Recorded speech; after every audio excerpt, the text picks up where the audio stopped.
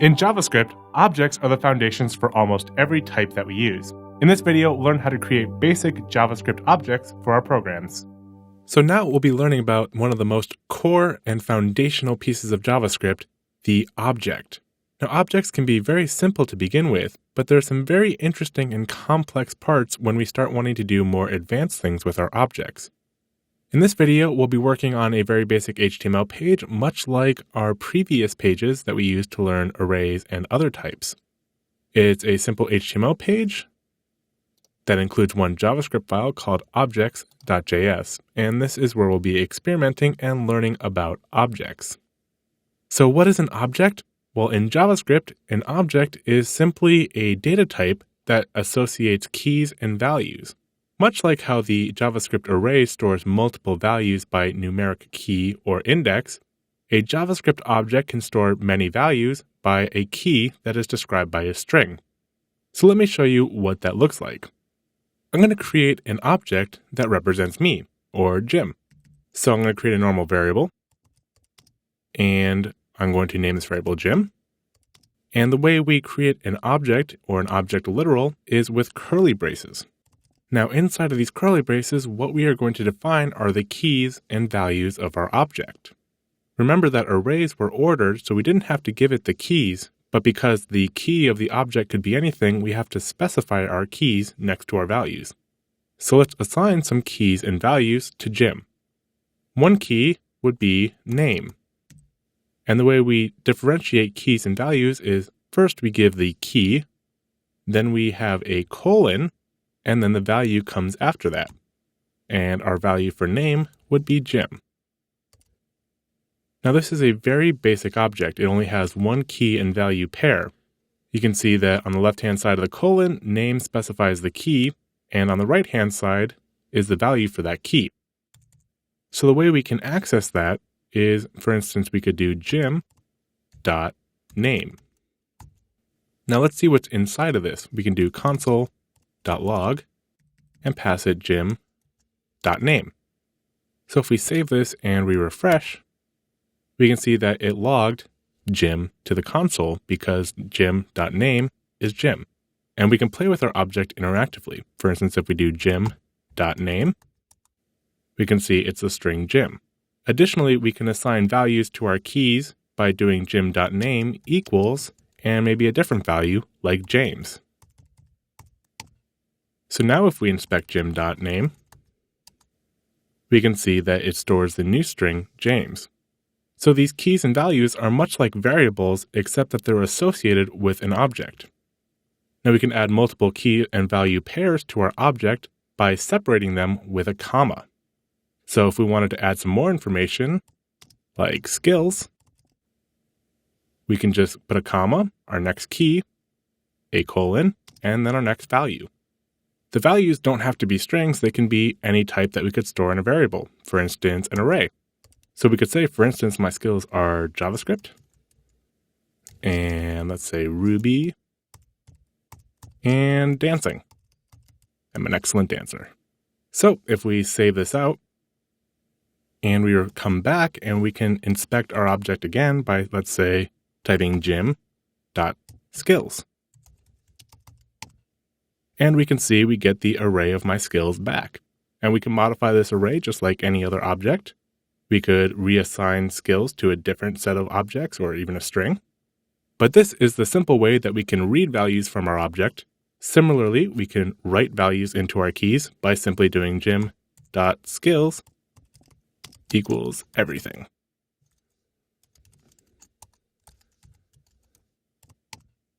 So that's the basics of objects. It's very simple. It's just a series of keys and values that we can assign to and read from.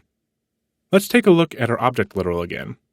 Our line is getting pretty long. It looks like we're reaching the right-hand side of our screen, so it's a little bit difficult to read. So let's take a look at the way we would normally indent or format our object literals. Usually what we can do is after we have our opening curly brace, we can add a new line and indent it. So right now my indentation is about 4 spaces, but depending on your indentation, it may go further or less far. And usually what we do is break up each key and value pair onto a different line. Finally, we'll have the closing curly brace for our object literal on another line outdented to the original level of indentation. This makes it very easy to see where the beginning of our gym object definition begins and ends. Now there's another interesting thing that we can do here. We'll see that our keys right now are strings, and they are surrounded by quotation marks. This is not strictly necessary with the keys that we're using here, because if we use a key that is a valid identifier, that is, it would be acceptable to use as a variable name or as a function name, then we don't have to surround the key in our literal with quotes. So basically, anything that's a valid variable name could be written like this. And this is a shorthand that makes it a little bit easier to parse and modify our code. Now again, you're always safe quoting your key strings, but in these cases, usually we have identifiers for our keys that don't need quotation marks. So we'll just skip it. And we can see by loading the page that it behaves the exact same way. So we can say gym.name, and we'll get back gym. And we can do skills, and everything works just fine. Now we've seen that we can use this dot notation, gym.name, which basically means from the object gym, we're going to retrieve the key name. And this works for the identifiers that we've given it. However, what happens if we have a key that is, for instance, favorite color? And I'm talking favorite color with a space. Well, since there's a space in our key, we have to wrap it in quotation marks, and we can give our key name. We'll say favorite color. Now this isn't a great key name, however, we can use it because any string can be used as our key. And we'll say the value is green. You'll notice I added another comma after skills before adding in our next key value pair. And this is necessary. So we can refresh and we'll see that's fine. However, how do we access that? We can't do something like this. Gym.favorite color. As you can imagine, that's not going to work in the JavaScript processor. So if we refresh, we'll actually get a syntax error because we can't just have a space here. It doesn't really know what to do with it. But fortunately, we have an alternate way of specifying the key that we want to retrieve or set on our object. And it will look familiar because it's the way we accessed values in our arrays. We use a square bracket around our key, and then of course we have to wrap our key in a string. We'll just do console.log, and we can refresh, and we can see it can now access green. Now in fact, we can do that all the way around. We can even do it with name. Again, it has to be quoted if it's inside of the square brackets. So you'll see it's exactly the same.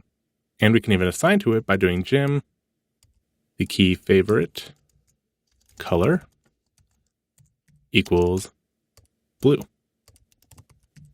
So now before we actually log our favorite color, we'll have changed it from green to blue, and we should see blue output in the console. So that's the very basics of it. We can access our keys by either using the dot notation or the square brackets notation with a expression inside, for instance, our string that represents our key. And when we define our object literals, we can use any string key, and if that key happens to be a valid identifier, we can actually omit the quotation marks to make it a little bit easier to read. So now we've seen how to create basic objects. In the next video, we'll be adding functions to our objects to create something called methods.